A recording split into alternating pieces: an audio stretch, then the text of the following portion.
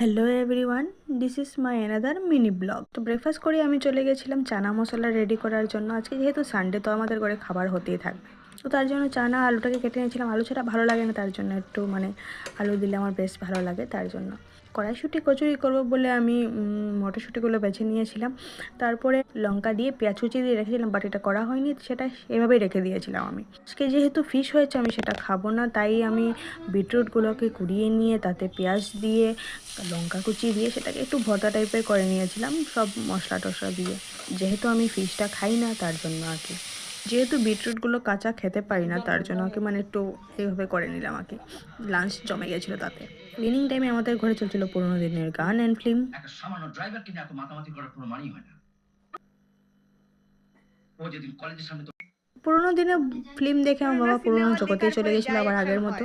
তো ডিনারে ছিল রুটি। তো আজকের ভিডিও এই পর্যন্ত, দেখা হচ্ছে পরে ভিডিও। টাটা।